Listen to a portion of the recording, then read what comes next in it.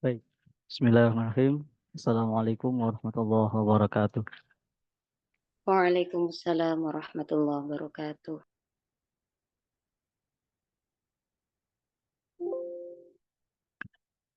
Bismillah, alhamdulillah. Alhamdulillahirabbil alamin wa bihi nasta'inu ala umur dunya waddin. Wassalatu wassalamu ala asrofil anbiya'i wal mursalin wa ala alihi wa sahbihi ajma'in. Amma ba'd. Rabbi israh li sadri wa yassir li amri wa hlul 'uqdatam min lisani yafqahu qawli. Ya Fattah, ya Alim, ya Razzaq, ya Karim. Iftahana futuhal arifin alhamdulillahirabbil alamin. Bismillah, Alhamdulillah. Pertama-tama marilah kita panjatkan puja dan puji syukur kehadirat Allah Subhanahu wa Ta'ala yang telah melimpahkan segala nikmatnya sehingga kita diberi kesempatan untuk kajian di malam yang insya Allah barokah ini.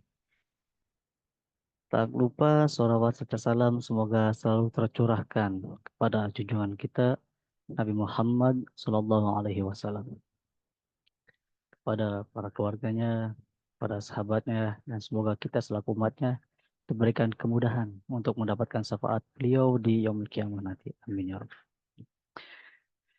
Baik, yang kami hormati jajaran pengurus, jajaran pembina, ya, pengawas Yayasan Al-Qalam Kota Cirebon, yang kami hormati Ustazah Hikmatun Mulia Rizkia yang pada kesempatan kali ini akan menjadi pemateri pada tema yaitu amalan utama sunnah Rasulullah Sallallahu Alaihi Wasallam di hari yang mulia ini, di hari Jumat, malam Jumat gitu ya, awal dari harinya gitu kan, malam Jumat. Baik Bapak Ibu yang insya Allah dirahmati Allah Subhanahu Wa Taala, kita bisa dimulai ya Ustazah. Baik, kepada Ustazah Hikmatul Mularizkia kami persilakan. Baik, terima kasih Kang Adib. Ini sepertinya jamaahnya sedang menjalankan sunnah-sunnah hari Jumat Kang Adib ini. Baik, tidak apa-apa kita mulai ya. Insya Allah berapapun pesertanya kita tetap semangat untuk belajar bersama-sama dengan para sahabat kajian Rumah Hijrah. Baik, Assalamualaikum warahmatullahi wabarakatuh. Bismillahirrahmanirrahim. Alhamdulillahirabbil alamin wa bihi nasta'in wa ala umurid dunya waddin. Wassalatu wassalamu ala asyrafil anbiya'i wa imamil mursalin sayyidina wa maulana Muhammadin wa ala alihi wa sahbihi ajma'in. Rabbi syrah li sadri wa yassir li amri wahlul 'uqdatam min lisani yafqahu qawli. Subhanaka la ilma lana illa ma 'allamtana innaka antal alimul hakim. Sahabat kajian Rumah Hijrah yang dirahmati oleh Allah, pertama-tama marilah kita panjatkan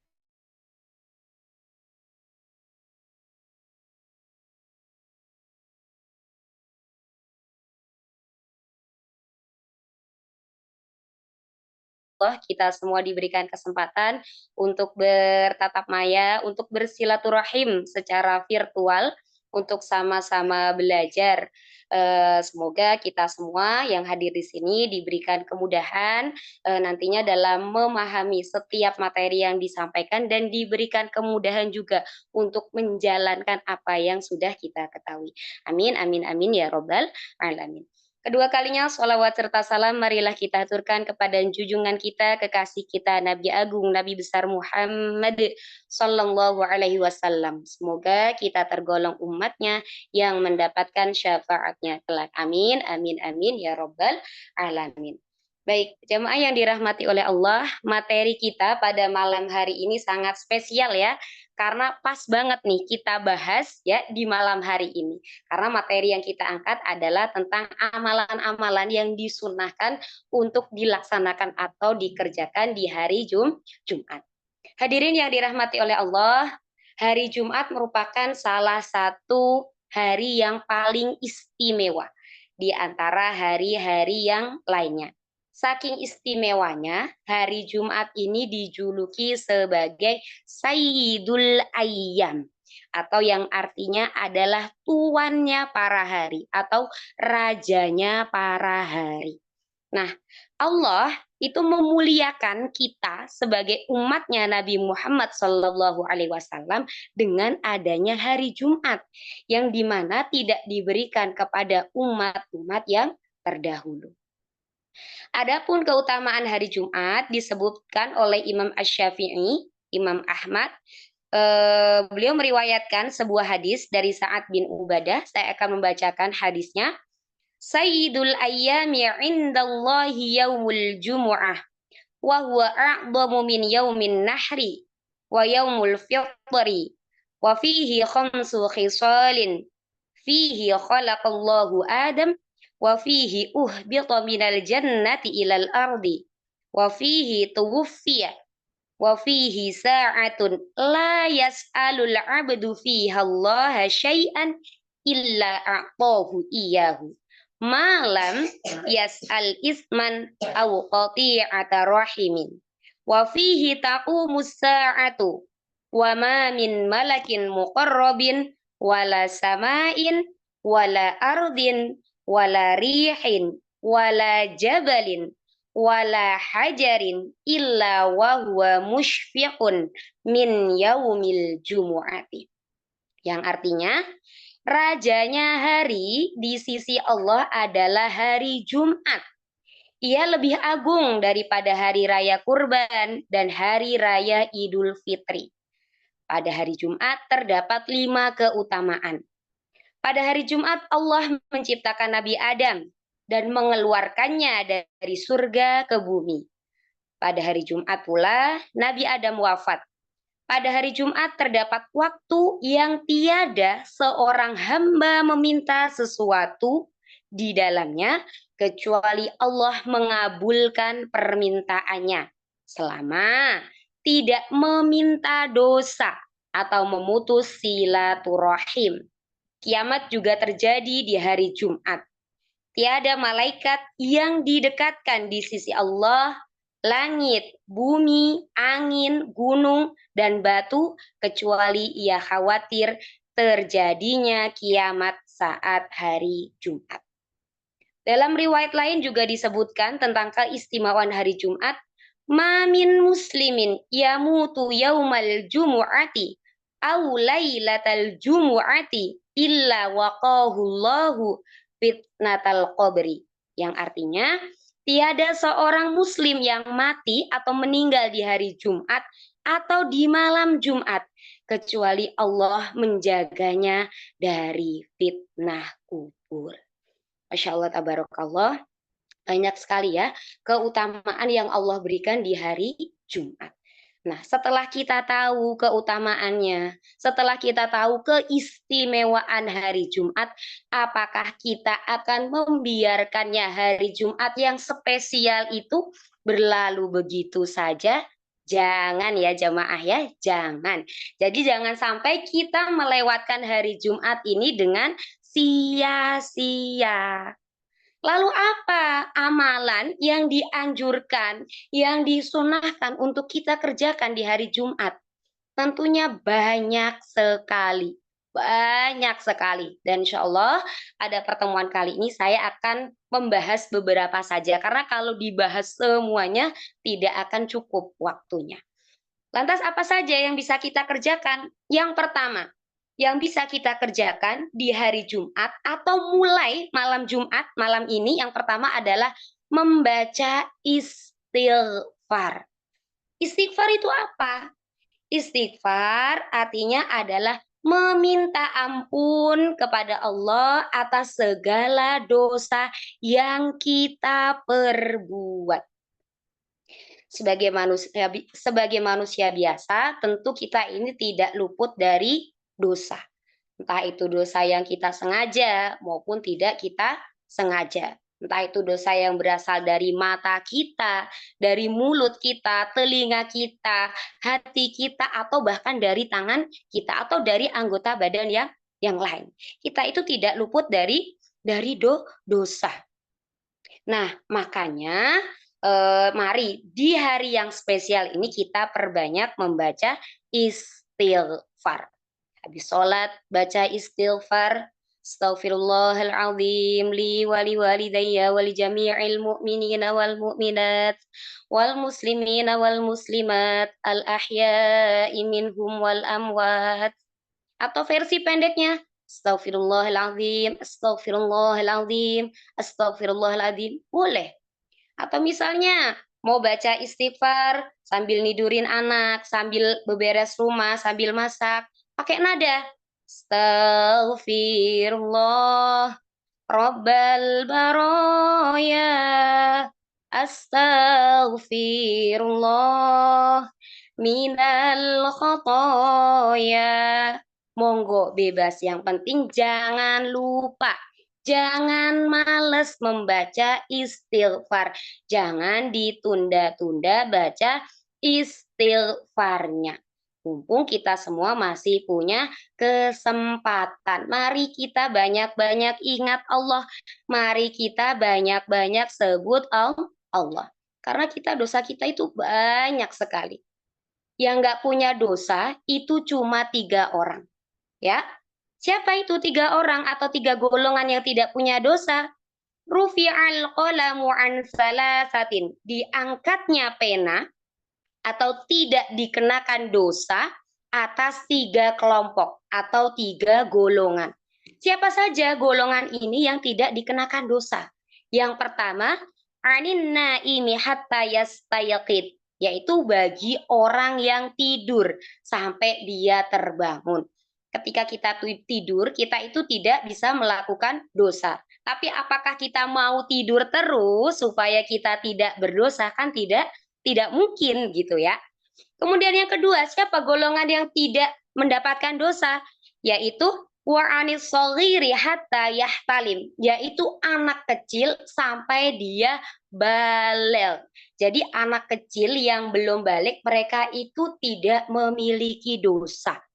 Kapankah seorang anak dikatakan balik? Seorang anak dikatakan balik ketika telah mengalami salah satu dari 3 hal. Yang pertama, ketika ada anak laki-laki atau perempuan sudah mimpi basah di usia minimal 9 tahun Hijriyah. Atau yang kedua, ketika anak perempuan telah mengeluarkan darah haid pada usia minimal 9 tahun Hijriyah. Atau yang ketiga, ketika ada anak laki-laki maupun perempuan sudah berusia 15 tahun tidak kunjung mimpi basah atau tidak kunjung mengeluarkan darah haid, maka baliknya adalah dengan genapnya usia 15 tahun. Kemudian siapakah golongan yang ketiga yang tidak mendapatkan dosa? Golongan yang ketiga yang tidak mendapatkan dosa adalah wa'anil majnuni hatta yaqilah, yaitu orang gila hingga berakal. Nah, itu adalah 3 golongan yang tidak mendapatkan dosa. Ya, jadi karena kita manusia biasa yang banyak dosa, maka harus banyak-banyak istighfar, banyak-banyak minta ampun pada Allah. Lalu bagaimana syaratnya kita minta ampun sama Allah agar permintaan ampun kita itu diterima oleh Allah? Yang pertama adalah menyesal di dalam hati. Jadi kita harus menyesal atas dosa yang kita lakukan. Jadi di dalam hati kita beristighfar, Astaghfirullahaladzim, ya Allah, saya ini banyak sekali dosa yang saya lakukan. Baik itu yang saya sengaja maupun tidak saya sengaja, ya Allah. Ampuni dosa saya, ya Allah. Jadi kita itu menyesal di dalam hati kita karena telah melakukan dosa. Kemudian yang kedua yang harus kita lakukan adalah berikrar dengan lisan. Ya tadi dengan membaca istighfar yang banyak. Ya harapannya Allah mau mengampuni dosa-dosa kita. Kemudian sesudah menyesal, kemudian berikrar dengan lisan, yang perlu kita lakukan adalah memiliki tekad yang kuat untuk tidak mengulangi kembali dosa yang telah kita perbuat. Jadi taubatnya adalah taubatan nasuha, bukan taubatnya taubat sambel. Jadi kita tahu sambel itu pedes, ya. Tapi kita itu kecanduan, pengen lagi, pengen lagi, pengen lagi. Nah, kita tuh jangan sampai tobatnya seperti itu. Sudah tahu kita melakukan dosa, tapi terus habis tobat diulangi lagi, diulangi lagi. Ya, jadi yang ketiga adalah kita harus memiliki tekad yang kuat untuk tidak mengulangi dosa selamanya. Hadirin yang dirahmati oleh Allah, malaikat maut itu dalam sehari semalam itu memandangi kita sebanyak 70 kali. Jadi kita itu diincer sama malaikat maut. Sehari semalam kita dipandangi sebanyak 70 kali. Dilihat lagi, dilihat lagi. Ya untungnya kita nggak bisa melihat malaikat maut. Karena kita pasti nggak kuat ya melihat malaikat maut gitu. Nah, kita itu nggak sadar gitu ya. Nah, ketika kita melakukan perbuatan baik atau kita merupakan orang yang baik, malaikat maut ini selalu memintakan ampun kita kepada Allah. Tapi kalau sebaliknya kita melakukan maksiat, malaikat maut itu ingin buru-buru mencabut nyawa kita. Tapi ditahan dulu sama Allah. Jangan, jangan Israel. Belum waktunya si fulan itu meninggal. Jangan dicabut dulunya nyawanya. Ya, nah, makanya mumpung kita masih punya kesempatan, yuk mari sama-sama kita beristighfar, minta ampun sama Allah. Kemudian terkait dahsyatnya membaca istighfar, ini ada sebuah kisah, bukan sebuah ya, beberapa kisah yang disebutkan dalam kitab Hasyiah As-Sawi ya. Jadi di situ dijelaskan bahwa ada seseorang yang datang kepada Al-Hasan. Seseorang ini mau konsultasi. Ya, jadi dia itu dilanda kefakiran. Orang ini sudah berusaha bekerja dengan semaksimal mungkin, tapi masih saja hidup dalam kefakiran. Si fulan ini tidak bisa mencukupi kebutuhan sehari-hari. Kemudian datang lagi orang yang kedua, sepasang suami istri datang kepada Al-Hasan menceritakan keluh kesahnya bahwa mereka itu sudah menikah bertahun-tahun tapi tidak kunjung dikaruniai keturunan. Padahal mereka sudah berusaha semaksimal mungkin. Kemudian yang ketiga ada lagi orang yang mendatangi Al-Hasan kemudian curhat kalau orang ini, seorang petani ini, dia itu tidak pernah berhasil dalam panennya. Panennya tuh gagal terus. Ya, kemudian Al-Hasan dari beberapa orang yang berkonsultasi kepadanya dengan permasalahan yang berbeda-beda tadi. Yang pertama tadi permasalahannya adalah tentang kefakiran. Kemudian yang kedua permasalahannya adalah belum juga dikaruniai dzurriyyah atau keturunan. Kemudian yang ketiga tadi panennya gagal mulu. Nah, solusi yang diberikan itu hanya satu dan solusinya sama. Apa solusi yang diberikan oleh Al-Hasan? Solusinya adalah istaghfirillah, yang artinya bacalah istighfar, mintalah ampunan kepada Allah. Nah, orang-orang terheran dengan Al-Hasan ini. Kenapa terheran? Karena dari banyaknya orang yang datang, banyaknya orang yang berkonsultasi dengan berbagai macam permasalahan, kok solusinya cuma satu? Kenapa kok hanya disuruh istighfar saja? Kenapa kok hanya disuruh minta ampun saja kepada Allah? Kemudian Al-Hasan hanya terdiam sejenak, kemudian beliau membaca beberapa ayat dari surat Nuh. Seperti ini suratnya. فَقُلْتُ اسْتَغْفِرُوا رَبَّكُمْ إِنَّهُ كَانَ غَفَّارًا يُرْسِلِ السَّمَاءَ عَلَيْكُمْ مِدْرَارًا وَيُمْدِدْكُمْ بِأَمْوَالٍ وَبَنِينَ وَيَجْعَلْ لَكُمْ جَنَّاتٍ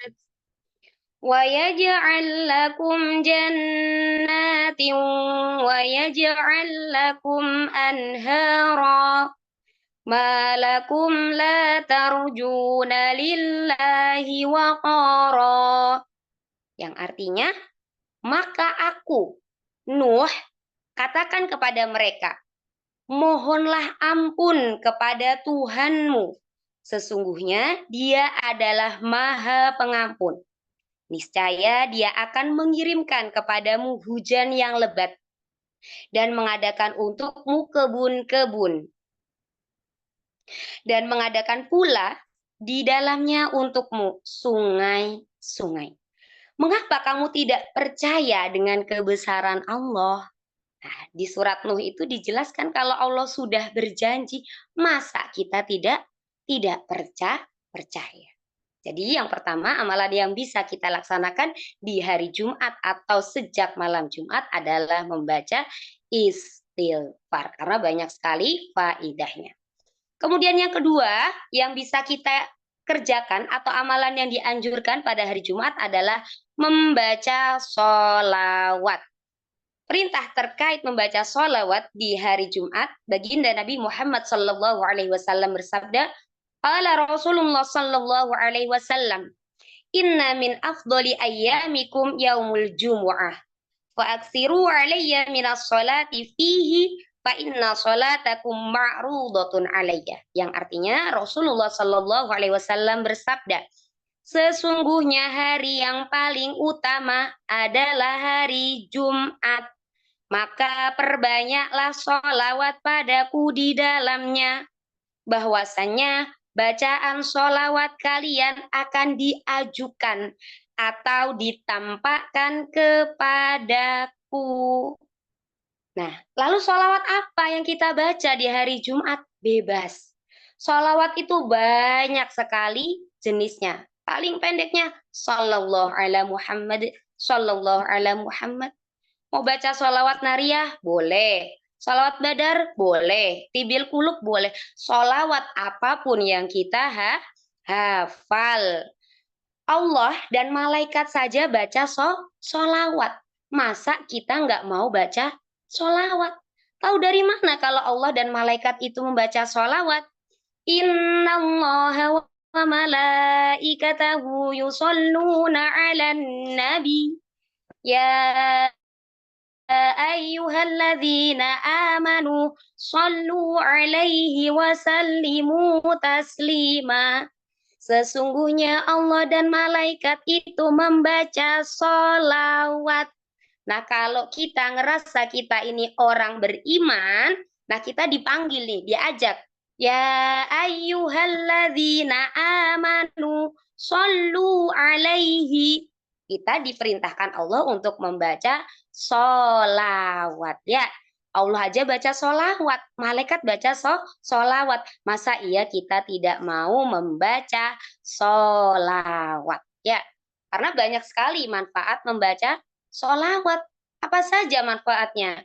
Man sholla alayya sholatan wahidah, sallallahu alaihi asyra sholawat, wa hutat anhu asyra khati'at, wa rufi'at lahu asyru darajat. Yang artinya, barang siapa yang membaca sholawat kepadaku sekali, niscaya Allah akan bersolawat kepadanya 10 kali, menghapus 10 dosanya, dan mengangkat derajatnya 10 tingkatan. Itu baru 1 kali sholawat. Bagaimana kalau kita bacanya 100, 200, 300, 500, 1000 sholawat? Makin dahsyat ganjaran yang kita terima. Ada seorang waliullah, beliau bernama Sayyidah Robiah Adawiyah. Beliau ini dalam setiap harinya, beliau itu membaca sholawat tidak kurang dari 50.000 kali sholawat. Ketika ditanya, wahai Sayyidah Robiah Adawiyah, mengapa kok engkau membaca sholawat sebanyak itu dalam setiap harinya? Beliau menjawab, karena aku ingin menjadi umat yang dibanggakan oleh baginda Nabi Muhammad Sallallahu Alaihi Wasallam. Mungkin untuk orang awam seperti kita yang belum terbiasa, berat ya baca sholawat 50.000 kali dalam sehari semalam. Saya aja baca sholawat 100 kali itu kayaknya berat gitu. Kok bisa Sayyidah Robiah Adawiyah itu baca sholawat 50.000 kali sehari semalam? Hadirin yang dirahmati oleh Allah, bagi para kekasih Allah, mungkin terkadang ibadah yang mereka lakukan dalam sehari semalam, menurut pengamatan kita sebagai orang awam itu tidak masuk akal. Ya, dalam waktu 24 jam bisa melakukan ibadah yang begitu banyak. Ya, misal lagi contohnya, Sayyidina Utsman bin Affan. Beliau itu dalam sehari semalam bisa menghatamkan Al-Quran 3 kali. Sehari semalam hatam Al-Quran 3 kali. Ya, jadi sehari semalam 3 kali. Bukan makannya ya, yang 3 kali sehari ya, bukan. Tapi hatam Al-Qurannya. Kalau kita mungkin seminggu sekali, atau mungkin sebulan sekali, atau bahkan ada yang setahun sekali baru hatam Al-Quran. Kemudian ada lagi Imam Nawawi. Beliau itu terkenal banyak sekali karangan kitabnya. Bahkan saking banyaknya karangan kitabnya, itu lebih banyak karangan kitabnya daripada usianya. Nah, kan kita mikir, kok bisa mereka ini mengerjakan ibadah atau melakukan suatu kebaikan dalam waktu yang singkat, bisa melakukan ibadah atau kebaikan-kebaikan sebanyak itu. Nah, itulah yang dinamakan keberkahan waktu. Ya, jadi waktunya sama, tapi keberkahannya berbeda. Sama dengan kita itu sehari semalam punya waktu 24 jam. Mungkin kita memiliki kesibukan yang sama, tapi di antara kita mungkin ada yang sehari semalam bisa baca sholawatnya hanya 10, ada yang 100, ada yang 1000, ada yang lebih. Yang membedakan apanya tadi? Di keberkahan waktunya. Ya.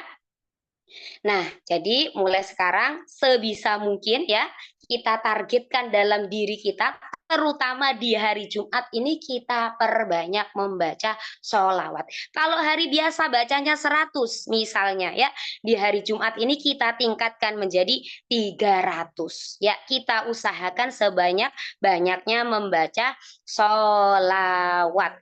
Dan sholawat ini merupakan ibadah yang pasti diterima, ibadah yang pasti diterima. Berbeda dengan ibadah kita yang lain. Ya, berbeda dengan taubat kita. Kalau kita bertobat, mungkin tobat kita menggantung antara bumi dengan langit, tapi tidak dengan sholawat. Sholawat itu dijamin oleh Allah pasti diterima. Ya, jadi kalau kita mau mendapatkan berkah, mendapatkan keutamaan sholawat, kemudian kalau kita ingin Rasulullah bangga dengan kita, maka kita perbanyak baca sholawat. Kalau ngaku pengen dicintai Nabi, kalau pengen rindu ingin bertemu dengan Nabi, perbanyak baca sholawat. Ada sebuah kisah, ini kisah tentang seorang perindu. Seorang laki-laki biasa, secara keilmuan biasa, kemudian amal ibadahnya ya biasa-biasa saja macam kita ini. Kemudian juga kadang masih melakukan dosa, baik itu dosanya yang masih disengaja maupun tidak disengaja. Tapi laki-laki ini memiliki kecintaan yang luar biasa kepada Nabi. Memiliki rindu yang luar biasa, memiliki keinginan yang luar biasa bahwa suatu saat kelak bisa bertemu dengan Nabi, bisa mencium tangan Nabi, bisa bersimpuh di hadapan Nabi dan meminta ampun atas segala dosa-dosa yang telah diperbuat. Laki-laki ini awalnya tidak kenal siapa Nabi Muhammad, karena dia sering datang ke majelis, sering mendengarkan kisah-kisah tentang Nabi Muhammad, sering mendengarkan keindahan-keindahan Nabi Muhammad yang disampaikan oleh para ulama, maka laki-laki ini ingin sekali bertemu dengan Nabi. Nah, makanya betul kalau ada ungkapan tak kenal maka tak sayang, betul. Bagaimana mungkin kita mau cinta dengan Nabi kalau kita nggak kenal sama Nabi Muhammad? Makanya laki-laki tadi bisa sampai sebegitunya cintanya ingin bertemu dengan Nabi karena saking cintanya.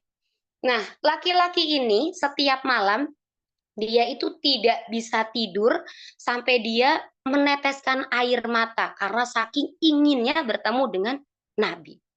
Karena rasa rindunya yang begitu besar kepada Nabi, sehingga laki-laki ini memperoleh keistimewaan, dia sering mimpi bertemu dengan Nabi. Mimpi bertemu dengan Nabi. Hingga pada suatu malam, laki-laki ini bermimpi. Dia sedang berada di padang mahsyar. Di sana, laki-laki ini melihat manusia yang begitu banyak. Manusia yang kocar-kacir, berlari-larian. Kemudian mukanya juga sudah berubah semua sesuai dengan amal perbuatannya. Banyak sekali manusia di sana. Kemudian tiba-tiba laki-laki ini melihat barisan para malaikat datang. Ada barisan para malaikat. Kemudian di belakangnya diikuti oleh baginda Nabi Muhammad. Kemudian nabi-nabi yang lain, para ulama, para orang-orang soleh, para syuhada lewat di depannya. Akan tetapi laki-laki ini tidak bisa mendekat kepada Nabi, nggak bisa nyapa Nabi. Jadi dia dari kejauhan hanya bisa melihat Nabi Muhammad. Kemudian dia berkata kepada orang yang ada di sampingnya, jika nanti engkau bertemu dengan Nabi Muhammad, tolong sampaikan salamku kepada Nabi Muhammad. Katakan kepada beliau bahwa aku sangat rindu dengannya. Katakan kepada beliau bahwa selama di dunia saya ini ingin sekali bertemu dengannya. Jika nanti aku ditempatkan di neraka, sampaikan ke beliau bahwa aku sudah ditempatkan di tempat yang sesuai dengan amal perbuatanku. Tidak lama setelah laki-laki ini berbicara dengan orang yang di sampingnya, tiba-tiba barisan malaikat itu tadi terhenti. Jadi barisan malaikat terhenti. Kemudian barisan tadi berbalik ke laki-laki tadi. Ada Nabi Muhammad SAW tersenyum mendekat ke laki-laki tadi. Nah, laki-laki tadi diam karena melihat Nabi tersenyum. Laki-laki tadi bertanya kepada Nabi, wahai baginda Nabi, apakah engkau mengenalku? Apa jawab Nabi? Wahai kamu, aku tidak akan pernah melupakan orang yang merindukanku. Jadi Nabi itu tahu siapa saja di antara kita itu yang betul-betul mencintainya. Nabi itu tahu siapa di antara kita ini yang benar-benar merindukannya, yang ingin bertemu dengannya. Kemudian Nabi membuka kedua tangannya dan laki-laki tadi berlari memeluk baginda Nabi Muhammad Sallallahu Alaihi Wasallam. Ketika memeluk Nabi, apa yang dikatakan? Dia tidak bisa berkata apa-apa, hanya bisa menangis, terharu. Mimpi yang sangat indah yang tentunya diharapkan oleh kita semua umat Nabi Muhammad Sallallahu Alaihi Wasallam. Nah, terkait mimpi dengan Nabi Muhammad SAW, ini disebutkan dalam beberapa hadis bahwa diantaranya adalah hadis riwayat Bukhari bahwa barang siapa melihat baginda Nabi Muhammad SAW dalam mimpi, niscaya akan melihat baginda Nabi Muhammad SAW dalam keadaan terjaga. Dan setan tidak bisa menyerupai baginda Nabi Muhammad SAW. Jadi jelas bahwasanya mimpi bertemu dengan Nabi itu ada. Ya, dan yang kita jumpai adalah Nabi karena setan tidak bisa menyerupai baginda Nabi Muhammad SAW. Sallu ala Nabi Muhammad. Baik, itu yang kedua. Amalan yang bisa kita lakukan di hari Jumat. Kemudian yang ketiga, amalan yang dianjurkan untuk dilakukan di hari Jumat adalah bersodakoh. Sodakoh merupakan salah satu amal ibadah yang besar pahalanya. Kenapa? Karena selain berkaitan dengan ibadah kepada Allah, sodakoh juga menunjukkan sifat solidaritas sesama manusia. Jadi ibadahnya tidak hanya bernilai vertikal, tapi juga horizontal. Nah, terkait sodakoh, sebetulnya sodakoh itu bisa dilakukan kapan saja, di mana saja, dan dengan siapa saja. Namun, bersedekah itu memiliki sodako itu bisa dilakukan kapan saja, tapi pahalanya akan dilipat gandakan ketika kita bersodako di hari Jumat. Disebutkan dalam kitab Al-Um, kitab karangan Imam Asy-Syafi'i, Aksirus salata alayya yaumal jumu'ah fa inni uballagu wa asma' qala wa yudha'afu fihi shadaqah. Yang artinya, perbanyaklah membaca solawat kepadaku di hari Jumat. Sesungguhnya solawat itu tersampaikan dan aku dengar Nabi bersabda, dan di hari Jumat pahala sodakoh dilipat gandakan. Tuh. Kalau mau bersodakoh dan pahalanya dilipat gandakan, perbanyaklah sodako di hari Jumat. Tapi bukan berarti di hari-hari lain kita tidak bersodakoh. Tidak ya, karena tadi sudah disampaikan bahwa sodakoh itu bisa dikerjakan kapanpun dan dengan siapapun. Tapi ketika kita memilih lebihan harta, nah diutamakan untuk diperbanyak di hari Jumat. Karena di hari Jumat merupakan hari yang istimewa di mana pahala sodakoh dilipat gandakan. Ya, itu yang ketiga. Kemudian yang keempat, amalan yang disunahkan dikerjakan di hari Jumat adalah memperbanyak doa. Ya, firman Allah, wa qala rabbukum ud'uni astajib lakum. Tuhanmu berfirman, doalah kepadaku, niscaya akan aku perkenankan. Dalam ayat tersebut Allah memerintahkan kita untuk berdoa. Jadi Allah itu senang, Allah itu suka kalau kita itu berdoa. Allah itu justru senang kalau kita itu banyak mintanya. Beda ya dengan kita ya, kita manusia, misalnya anak kita minta duit terus, yang ada senang apa jengkel? Mungkin kita jengkel ya, kalau dimintain terus menerus, karena kita manusia biasa. Tapi berbeda dengan Allah, ketika kita minta, justru Allah itu makin makin senang karena itu perintah Allah. Allah memerintahkan kita untuk minta, untuk berdoa kepada Allah. Apalagi sebagai manusia biasa, hajat kita itu banyak sekali. Kebutuhan kita itu banyak sekali. Maka jangan sungkan-sungkan, jangan bosen, jangan males minta sama Allah. Ya, jangan lupa minta dimudahkan segala urusannya, minta ditetapkan iman Islamnya. Kalau punya anak jangan lupa didoakan anaknya biar jadi anak yang soleh, anak yang baik. Ya, kalau anaknya masih dalam proses thalabul ilm, didoakan biar Allah mudahkan dalam proses mencari ilmu. Ya, jangan lupa didoakan pasangannya yang punya suami, didoakan biar suaminya dimudahkan dalam mencari rezeki yang halal, yang berkah.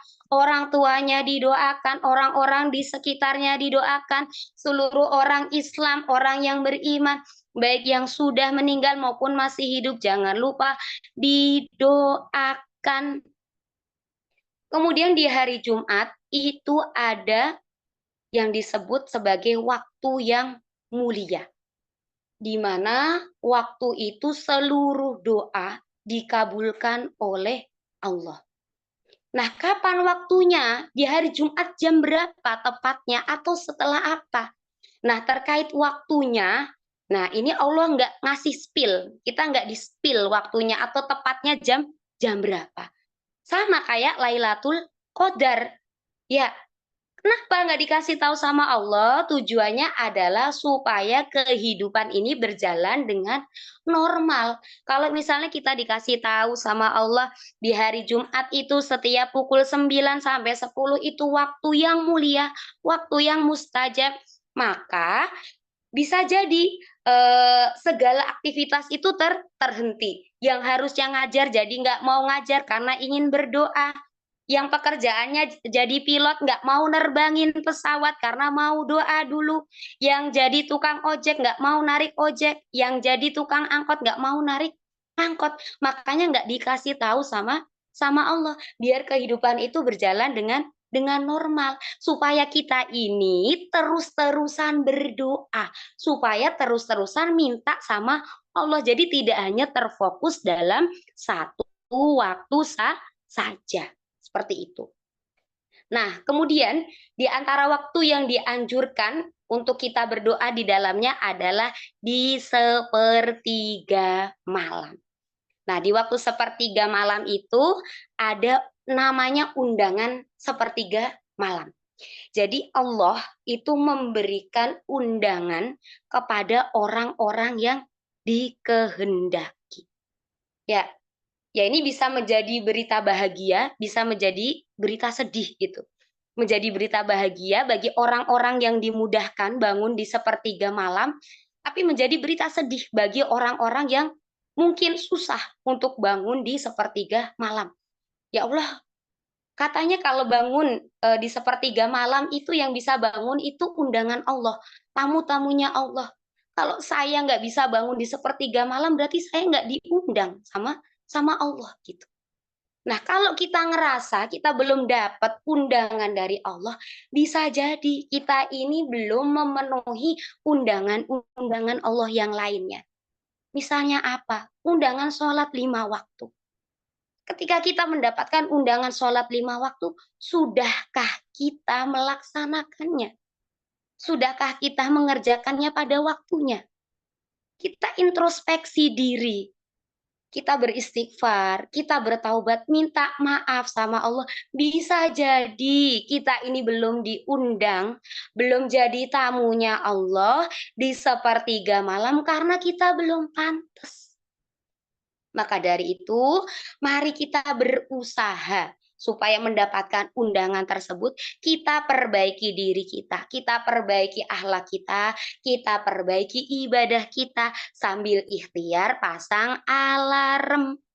Ya, dengan harapan semoga kita bisa bangun sepertiga malam untuk menjadi tamunya Allah. Nah, di sepertiga malam ini Allah itu banyak sekali menurunkan rahmatnya. Allah menurunkan kasih sayangnya. Allah mempersiapkan hadiah-hadiah terindah untuk hambanya. Allah nyari-nyari ini. Hal mim mustaghfir. Apakah ada di antara hamba-hambaku yang sedang minta maaf? Yang sedang minta ampun dari dosa-dosanya? Kalau ada saya ampuni dosanya. Allah nyari lagi.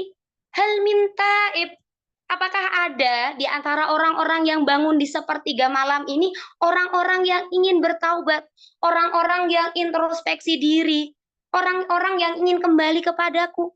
Aku terima taubatnya. Allah nyari-nyari lagi. Hal min tolabi hajat. Apakah ada orang yang bangun di sepertiga malam ini orang-orang yang memiliki hajat? So kalian hajatnya apa? Aku kabulkan hajat kalian. Istimewa sekali ini ya, doa di sepertiga malam. Bahkan ini sedikit cerita ya, orang-orang Hadromaut itu mereka memiliki kebiasaan bangun di sepertiga malam. Selain mereka memiliki kebiasaan tersebut, mereka itu juga memiliki kebiasaan untuk membangunkan anak-anak mereka. Ya, jadi orang-orang Hadromaut selain mereka bangun di sepertiga malam, mereka juga membangunkan anak-anak mereka bahkan di saat anaknya belum balik. Ngapain anaknya dibangunin? Kan belum balik. Jadi ada 2 tujuannya. Yang pertama, agar anaknya kelak terbiasa bangun di sepertiga malam. Jadi kebiasaan ini dibentuk sejak anaknya sebelum balik. Kemudian yang kedua, tujuannya apa? Orang-orang Hadromaut ini membangunkan anaknya di sepertiga malam agar anaknya mendapatkan keberkahan, mendapatkan kebaikan, mendapatkan karunia yang diturunkan oleh Allah di sepertiga malam. Makanya di Hadromaut itu banyak sekali ulama, banyak sekali orang-orang alim, banyak sekali orang-orang soleh, banyak sekali para wali yang ada di Hadromaut. Kenapa? Karena saking dekatnya mereka kepada Allah, orang tuanya dekat dengan Allah, dan anaknya juga sejak bayi didekatkan kepada Allah. Luar biasa sekali ya. Jadi jangan pernah bosen untuk minta sama Allah, terutama di malam Jumat dan di hari Jumat di gaspol. Ya, kita doa sebanyak-banyaknya minta sama Allah. Kemudian berikutnya, Yang dianjurkan dikerjakan di hari Jumat adalah membaca surat Al-Kahfi.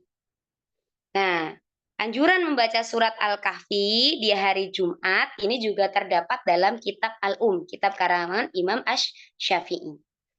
Akhbarona Ibrahim bin Muhammad qala haddatsani qala Asy-Syafi'i Abdullah bin Abdurrahman bin Ma'mar anna Nabi sallallahu alaihi wasallam qala aksirus salata alayya yaumal jumu'ah. Qala Asy-Syafi'i wa balaghana anna man qara'a suratal kahfi wuqiya fitnatad dajjal. Yang artinya, Imam Asy-Syafi'i beliau berkata telah mengabarkan kepadaku Ibrahim bin Muhammad, ia berkata telah menceritakan kepadaku Abdullah bin Abdurrahman bin Ma'mar bahwa Nabi Muhammad sallallahu alaihi wasallam bersabda, perbanyaklah membaca sholawat kepadaku pada hari Jumat.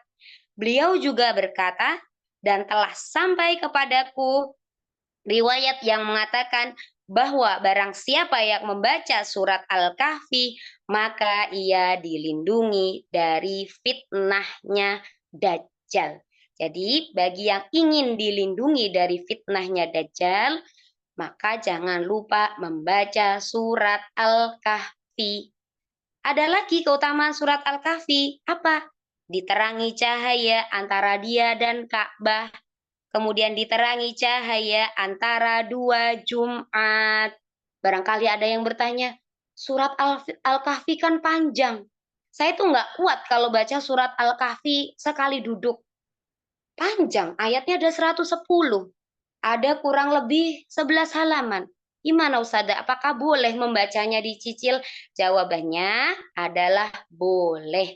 Jika memang belum kuat membaca surat Al-Kahfi dalam sekali duduk, misalnya memang baru belajar membaca Al-Quran, silahkan boleh dicicil membacanya. Yang penting membaca surat Al-Kahfi. Ya. Kemudian yang keenam, amalan apa yang bisa kita kerjakan? Yaitu membaca Al-Fatihah 7 kali, membaca Al-Ikhlas 7 kali, membaca Al-Falaq 7 kali, dan membaca An-Nas 7 kali. Barang siapa yang membaca Al-Fatihah 7 kali, Al-Ikhlas 7 kali, Al-Falaq 7 kali, An-Nas 7 kali, diampuni dosanya. Ini kan pendek-pendek ya, Al-Fatihah surat pendek, Al-Ikhlas pendek, Al-Falaq pendek, An-Nas pendek. Jadi jangan sampai kita skip, kita usahakan agar bisa mengamalkannya, agar diampuni dosanya. Kemudian kesunahan apa lagi yang bisa kita kerjakan di hari Jumat? Yang ketujuh adalah memotong kuku. Ya, kelihatannya sepele, tapi ini juga termasuk sesuatu yang disunahkan. Di antara fadilah atau keutamaan memotong kuku di hari Jumat disebutkan dalam suatu hadis bahwa yang artinya, wahai Abu Hurairah, potonglah kukumu, karena syaitan itu suka menempati pada kuku yang panjang. Jadi setan itu suka menempati kuku yang panjang. Jangan justru malah sekarang ini trennya para perempuan kukunya dipanjangin. Ya, yang kukunya nggak panjang justru malah disambung ya pakai nail art gitu ya, pakai gel ditempeli kuku palsu.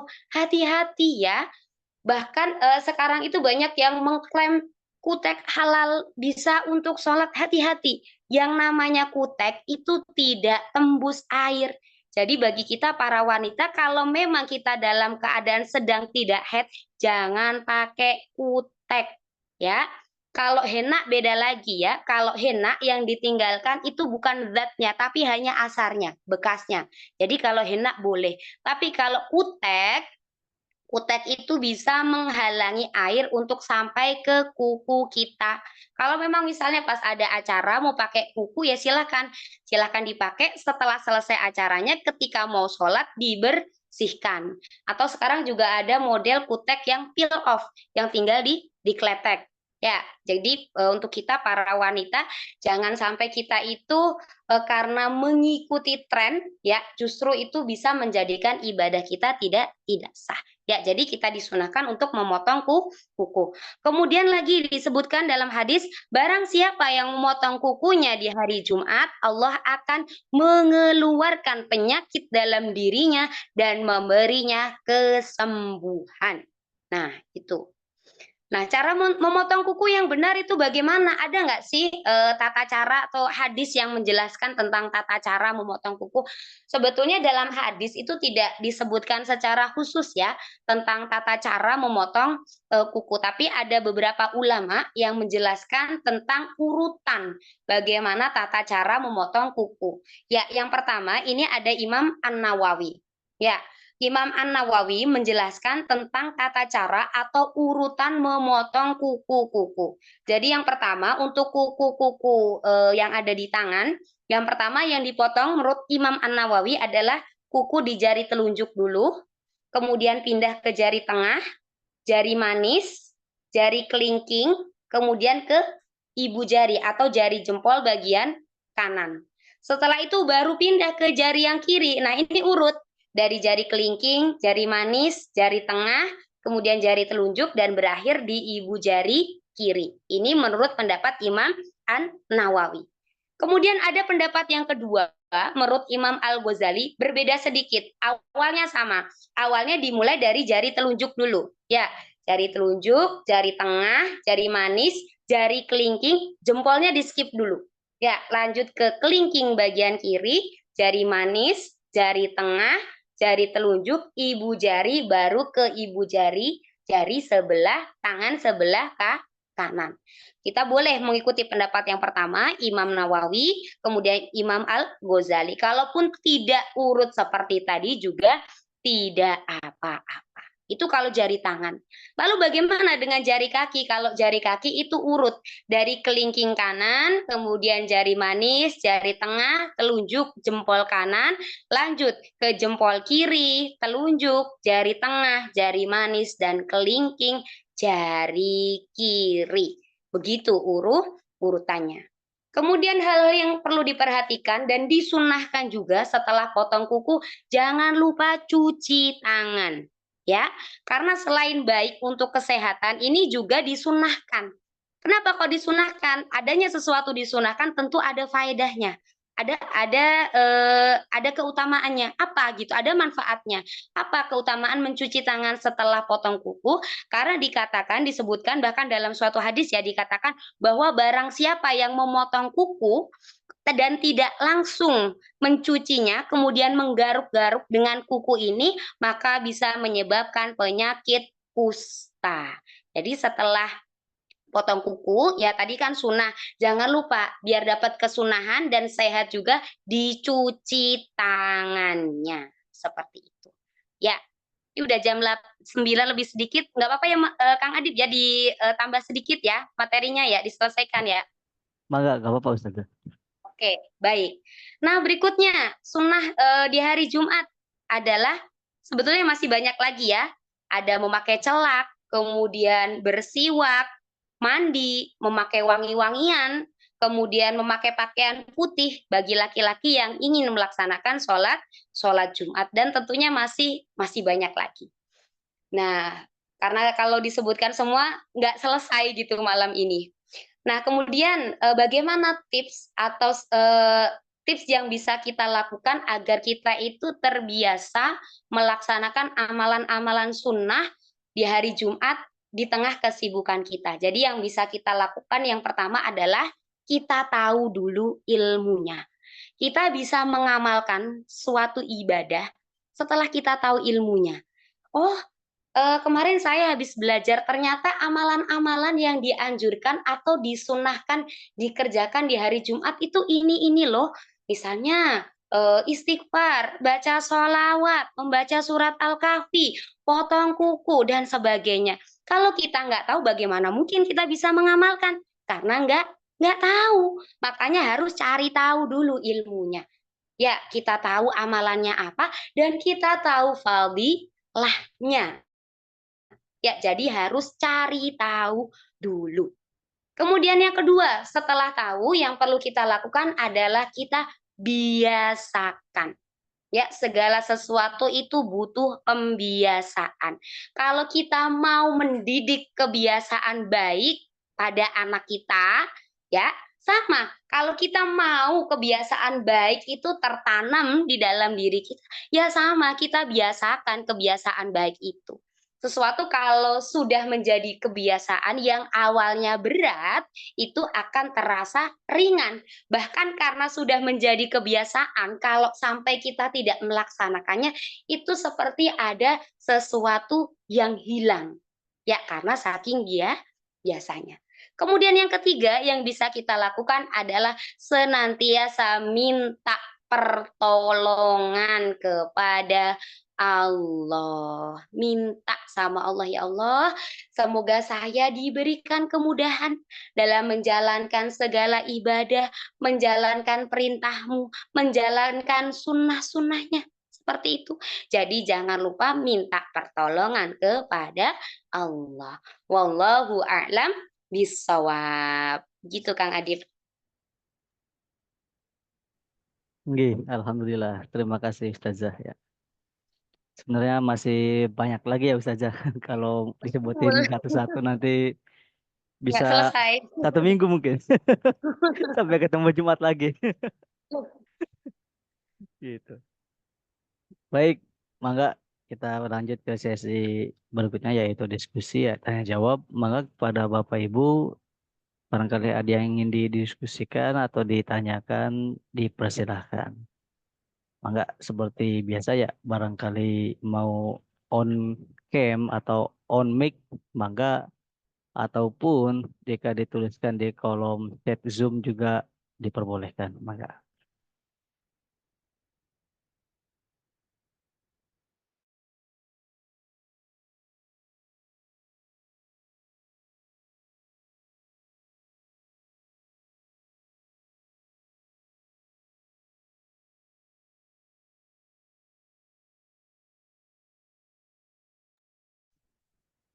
Ini sepertinya sudah pada paham Kang Adib. Pengen buru-buru melaksanakan amalan-amalan sunnah ini sepertinya. Alhamdulillah kalau gitu Ustazah. Assalamualaikum Ustazah. Oh, waalaikumsalam Waalaikumsalam warahmatullah. warahmatullahi Mangga wabarakatuh. Ibu Niza. Mangga, Punten mau nanya Ustazah, saya pernah mangga dengar Ibu. katanya pergantian hari di dalam Islam itu dimulai dari Ashar. Seperti sekarang hari Kamis. Katanya Ashar hari Kamis itu sudah masuk ke hari Jumat. Apakah itu betul Ustazah? Kasih. Baik. Ya, tadi yang ditanyakan oleh Ibu Niza Nur Aini betul, Bu. Ya, jadi setelah asar itu sudah dimasukkan ke hari setelahnya. Makanya tadi amalan-amalan yang tadi yang disebutkan tadi itu bisa mulai dikerjakan sejak malam Jumat. Ya Bu ya, sejak malam Jumat dan bisa dilanjutkan di hari Jumatnya. Jadi jawabannya adalah betul Ibu. Jadi mangga amalan-amalan yang tadi yang disebutkan silahkan bisa mulai dikerjakan sejak malam Jumatnya. Mulai memperbanyak istighfar, membaca banyak sholawat, kemudian amalan-amalan yang lainnya. Satu lagi Ustazah. Mangga. Tadi kan salah satu yang tidak tercatat dosanya itu anak sebelum balik. Betul. Apakah dosanya itu menjadi beban orang tua? Lalu kalau kebaikannya sendiri, apakah tercatat sebagai kebaikan anak atau orang tua pun kebagian? Makasih. Oke, baik-baik. Bagaimana ketika anak yang belum balik melakukan dosa? Apakah orang tuanya kecipratan atau dosanya dilimpahkan ke orang tua?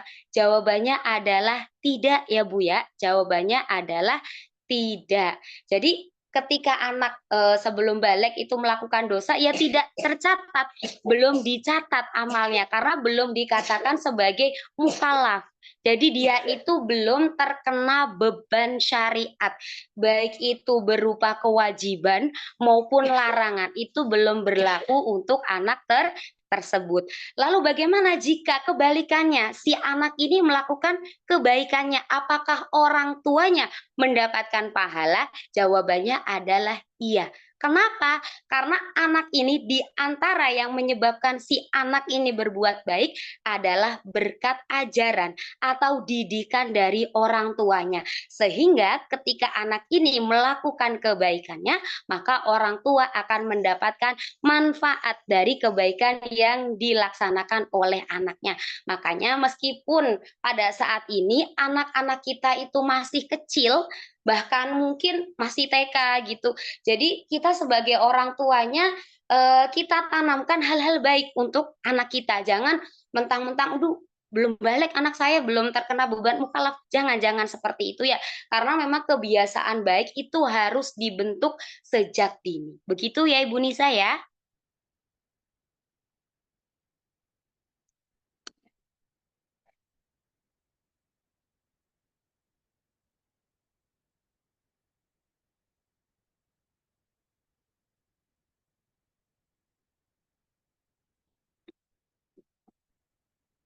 Ada lagi yang mau bertanya?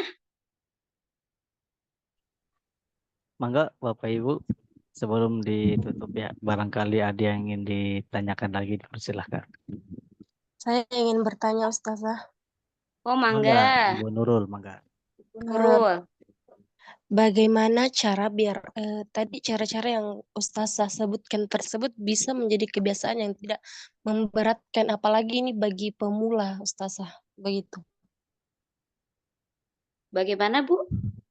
Supaya tidak memberatkan. Iya, karena ini kan dari pemula maksudnya ya Ustazah, biar kita menjadikan hal tersebut menjadi kebiasaan yang bagus bahkan menyenangkan. Oke. Berarti amalan-amalan tadi bagaimana supaya menjadi kebiasaan kita, terutama untuk kita yang pemula. Begitu ya maksudnya ya? Iya Ustazah. Oh, baik. Nah, caranya bagaimana? Caranya adalah kita mulai sedikit demi sedikit, ya. Mungkin hadirin di sini pernah mendengar al-istiqomatu khairum min alfi karomah. Ya, sedikit tapi istiqomah itu dilaksanakan terus-menerus, itu lebih baik daripada 1000 karomah. Jadi misalnya kita ingin melakukan kebiasaan-kebiasaan baik, kita mulai dari hal-hal yang kecil dulu. Jangan langsung banyak dulu. Khawatirnya kalau kita langsung banyak, yang ada kita ngerasa capek.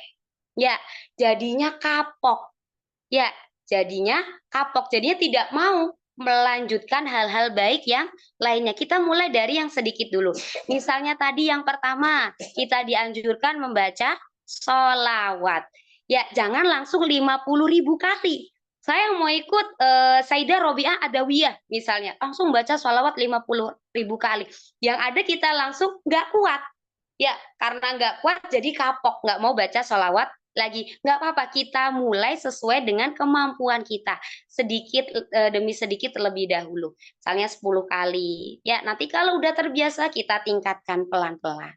Begitu juga dengan membaca tadi ya, membaca istighfar gitu. Kita sesuaikan dulu dengan kemampuan kita. Ya, jadi kita lihat ya, kita yang lebih tahu kemampuan kita seperti apa, ya memang awalnya sedikit dipaksakan. Awalnya kita sedikit merasa terpaksa. Kenapa? Karena memang memulai sesuatu yang baru itu butuh perjuangan gitu ya.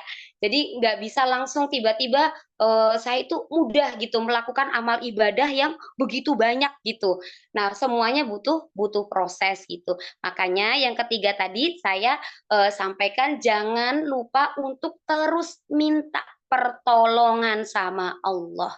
Ya, karena Allah itu yang maha segalanya. Kita ini adalah hamba biasa yang kemampuan kita itu terbatas. Oleh karenanya, sambil kita berusaha memperbaiki diri, jangan lupa untuk terus minta pertolongan kepada Allah. Semoga kita semua yang hadir di sini diberikan kemudahan untuk selalu mendekatkan diri kepada Allah dan bisa menjalankan sunnah-sunnahnya. Amin, amin, amin ya robbal alamin. Begitu.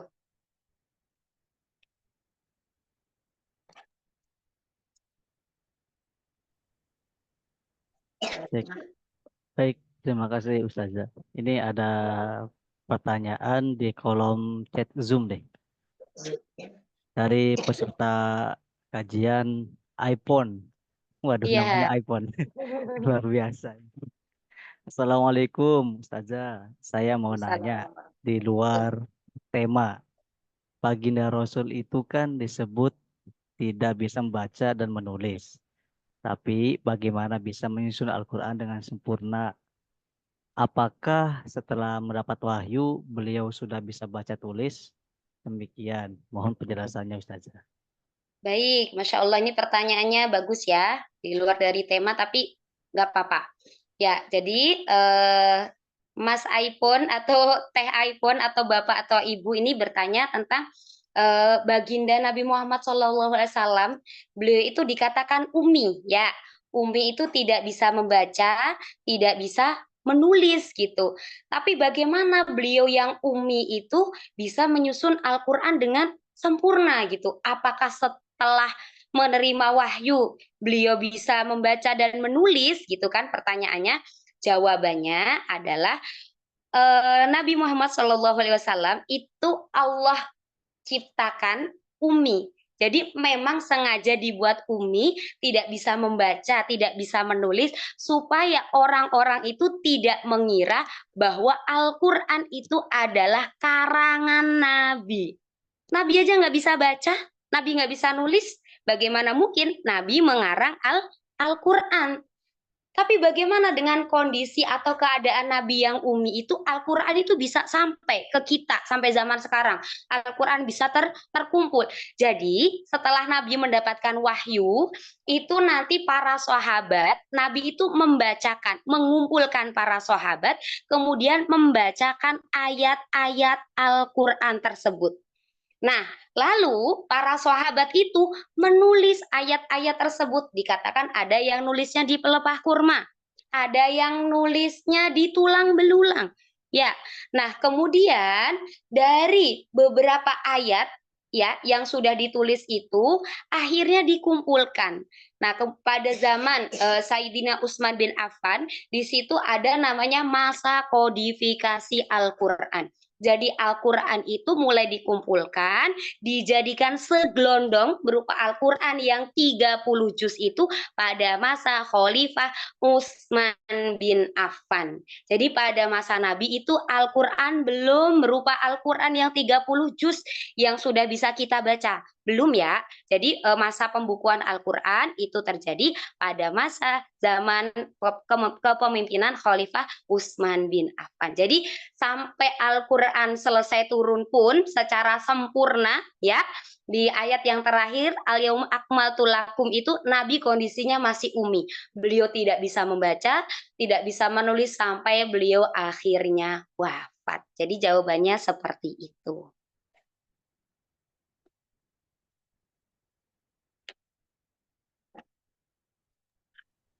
Terima kasih Ustazah. Ini Sami-sami. dengan Ibu Eni ada nulis di kolom chat Zoom. Nah, seperti itu Bu Eni ya untuk penjelasannya. Oh ya Bu Eni, ya begitu ya Bu Eni ya. Salam kenal Bu Eni.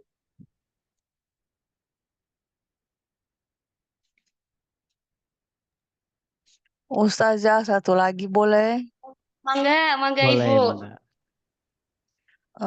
Terkait ziarah kubur yang biasa Ya. orang lakukan di hari Kamis malam Jumat. Apakah itu Ya. di zaman Nabi ada? Apakah itu disyariatkan? Apakah itu termasuk dosa apa haram apa makruh atau gimana Ustaz? Makasih. Oke. Baik, baik. Oke. Ini tadi Bu Eni sebelumnya bilang terima kasih. Oke, sama-sama. Baik, Bu Niza. Ini Bu Niza bertanya terkait hukum ziarah kubur. Nah, terkait hukum ziarah kubur, pada zaman dahulu, Nabi itu sempat melarang umatnya untuk berziarah kubur. Awalnya dilarang. Kenapa? Karena pada saat itu umat Islam masih dalam kondisi baru memeluk agama Islam. Jadi dia khawatirkan kalau diperbolehkan ziarah kubur, nanti mereka itu bukannya mendoakan si mayit, tapi justru minta ke si mayit. Itu awalnya dilarang.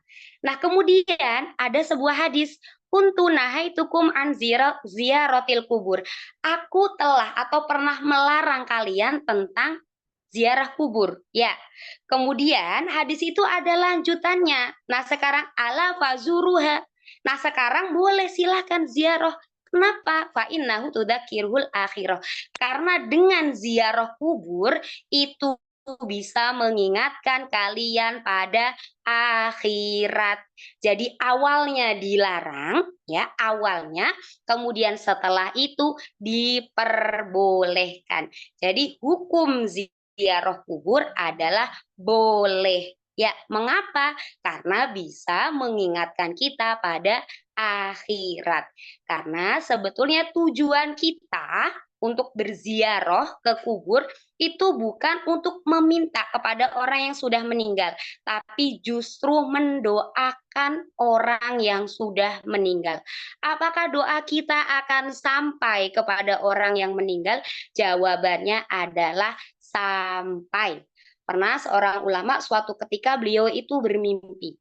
Di mimpinya, ulama ini, beliau melihat seorang yang sudah meninggal, dia itu di makamnya lagi cari-cari sesuatu. Pas ditanya, apa yang engkau cari? Aku sedang mencari kiriman doa dari anakku, dari keluargaku. Jadi, barangkali di antara kita memiliki keluarga yang sudah meninggal, jangan lupa untuk dibacakan doa. Karena insya Allah doa yang kita panjatkan itu sampai kepada mereka yang sudah meninggal. Begitu ya Ibu Nisa ya.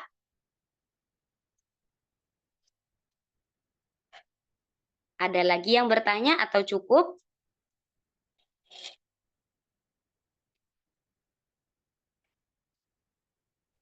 Saya ingin bertanya lagi, boleh Ustazah? Mangga. Jadi kan biasanya orang tua yang dahulu itu bilang kalau malam Jumat itu banyak setan, banyak jin yang keluar. Makanya kalau misalkan malam Jumat itu dilarang keluar, dilarang pulang larut malam dan lain sebagainya. Tapi dibanding tadi yang Ustazah katakan bahwa malam Jumat itu banyak penuh keberkahan begitu. Jadi bagaimana itu Ustazah? Terima kasih. Baik, terkait dengan jin, terkait dengan setan, di waktu apapun mereka itu ada. Nggak hanya di malam Jumat. Ya, di malam apapun, di waktu apapun itu mereka ada. Hanya saja kita sebagai manusia, kita itu tidak bisa atau tidak memiliki kemampuan untuk melihat mereka. Mereka bisa melihat kita, jin bisa melihat kita, setan juga bisa melihat kita, tapi kita tidak bisa melihat mereka kayak gitu. Jadi apakah jin atau setan itu hanya keluar di hari Jumat? Jawabannya ya setiap saat mereka ada gitu. Mereka ada di sekitar kita. Hanya saja kita tidak bisa melihat mereka itu ya. Jadi kalau zaman dulu memang kadang ada mitos-mitos gitu ya, mitos-mitos yang disampaikan oleh orang terdahulu gitu, tujuannya mungkin baik gitu ya, supaya anaknya itu nggak keluar malam, nggak keluyuran gitu, makanya disampaikan mitos-mitos seperti itu. Nah, terkait jin dengan setan, kalau ditanya apakah keluarnya di malam Jumat, jawabannya mereka kapanpun ada gitu, mereka ada di sekitar kita, dan mereka juga makhluk Allah. Ada wa ma khalaqtul jinna wal insa illa liya'budun, disebutkan bahwa Allah itu menciptakan manusia dan jin. Allah tidak menciptakan manusia dan jin kecuali untuk beribadah. Berarti kan jin itu ada wujudnya. Kemudian setan ada di surat An-Nas ya. Minal jin alladzi yuwaswisu fi sudurin nas gitu ya. Minal jinnati wan nas. Ada jin setan itu ada. Ya, jadi mereka itu ada setiap saat. Mereka punya alam sendiri, kita juga punya alam sendiri. Seperti itu. Ya.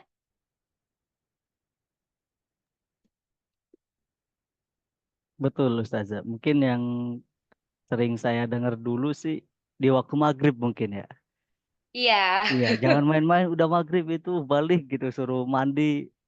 Dan mungkin kalau orang tua, kalau kita telaah lagi lebih jauh, dilihat-lihat kalau habis maghrib kan biasanya pada ngaji tuh anak-anak Iya. kecil. Nah mungkin orang tua itu minta kita anaknya jangan keluyuran malam-malam atau habis maghrib karena siap-siap buat ngaji. Mungkin itu kalau Betul, sekarang iya itu ya. tujuannya itu supaya anaknya nggak keluar malam. Makanya jangan keluar malam gitu. Iya, tapi ngomongnya kan gitu, jangan wah maghrib-maghrib nanti banyak setan keluyuran gitu gitu kan. Nah, makanya kan kita di zaman sekarang harus belajar parenting zaman now. Jadi mitos-mitos yang tidak sesuai dengan fakta itu tidak perlu kita wariskan ke anak cucu kita gitu. Jadi cukup kita generasi milenial akhir atau Gen Z awal ini ya yang tahu mitos-mitos tersebut. Nah, anak-anak kita yang generasi alpha ini jangan kita wariskan dengan mitos-mitos tersebut begitu.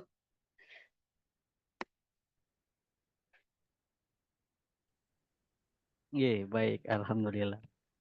Mungkin untuk kajian kita malam hari ini kita cukupkan ya Ustazah, Bapak Ibu sekalian. Sebelum ditutup mungkin saya sedikit membacakan kesimpulan dari kajian pada malam hari ini. Malam Jumat atau hari Jumat itu merupakan hari yang mulia, rajanya para hari, gitu kan. Disebutkan juga sebelumnya sama Ustazah kan, hari Jumat itu lebih baik gitu kan daripada hari-hari yang lain. Ya kan Ustazah? Ya, bahkan lebih baik dari hari raya Idul Fitri dan hari raya Idul Adha itu sendiri. Nah, kemudian apa saja amal yang bisa kita lakukan gitu kan? Yaitu yang pertama ada membaca istighfar, membaca sholawat, bersodakoh, memperbanyak doa, membaca surat Al-Kahfi, membaca surat Al-Fatihah, Al-Ikhlas, Al-Falaq, An-Nas 7 kali, memotong kuku, memakai siwak, memakai wangian, mandi, dan lebih banyak lagi mungkin ya. Kalau disebutkan mungkin nggak bisa sampai saat ini, sampai hari ini gitu kan. Harus ada pertemuan lagi mungkin gitu ya. Dan apa sih tipsnya supaya kita bisa membiasakan amalan-amalan tersebut? Yang pertama mengetahui ilmunya dulu. Setelah kita tahu ilmunya yaitu dibiasakan. Tadi sudah dijelaskan juga sedikit gitu kan. Diawali mungkin dari kita 5 kali atau 10 kali gitu kan. Yang penting istiqomah dibiasakan. Yang ketiga yaitu senantiasa minta pertolongan kepada Allah semoga selalu dimudahkan gitu. Baik, mungkin sebelum ditutup dari Ustazah Hikmah barangkali ada yang ingin disampaikan sebelum kita tutup kajian pada malam hari ini. Mangga. Baik, terima kasih saya ucapkan kepada hadirin yang sudah hadir pada malam hari ini. Masya Allah luar biasa sekali ya. Hari ini diskusinya terasa begitu hidup ya Kang Adip ya. Nah, semoga apa yang tadi kita pelajari bersama-sama menjadi ilmu yang bermanfaat untuk kita. Semoga kita diberikan kemudahan untuk mengamalkan apa yang sudah kita pelajari bersama-sama. Yang perlu kita ingat, hidup kita di dunia ini hanya sementara. Sebagai umat Nabi Muhammad SAW, kita itu cenderung berusia pendek dibandingkan dengan umat-umat terdahulu. Bahkan Nabi Muhammad mengatakan bahwa rata-rata usia umatku adalah 60 sampai 70 tahun. Kalau hari ini kita berusia 30 tahun, berarti jatah hidup kita 60 tahun.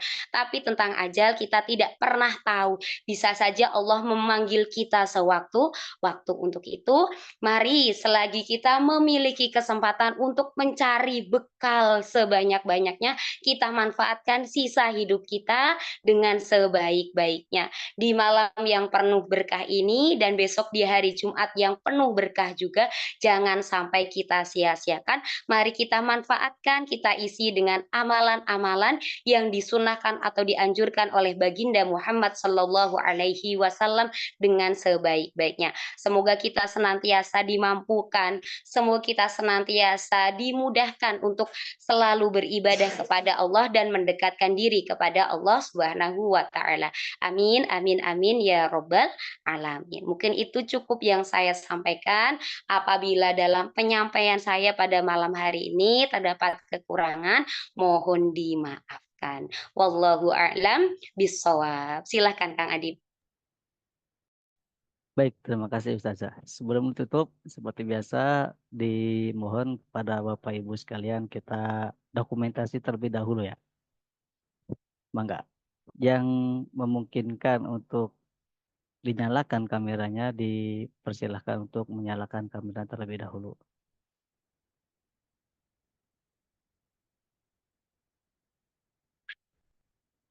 Baik, kita langsung saja ya untuk oke, mangga.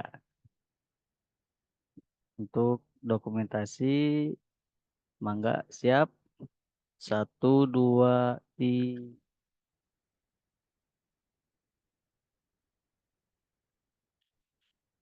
Baik, terima kasih Bapak Ibu sekalian. Alhamdulillah kita sudah berada di ujung kajian ya untuk pada kelas kita, pada kajian kita pada malam hari ini. Semoga ilmunya bisa bermanfaat dan bisa dimanfaatkan gitu kan. Bisa diamalkan sebaik-baiknya. Semoga dimudahkan juga untuk mengamalkannya. Baik, kita akhiri dengan baca hamdalah dan doa kafaratul majelis. Alhamdulillahirrahmanirrahim. Subhanakallahumma bihamdika asyhadu an la ilaha illa anta astaghfiruka wa atubu ilaik. Terima kasih. Mohon maaf bila ada kesalahan. Assalamualaikum warahmatullahi wabarakatuh. Waalaikumsalam warahmatullahi wabarakatuh.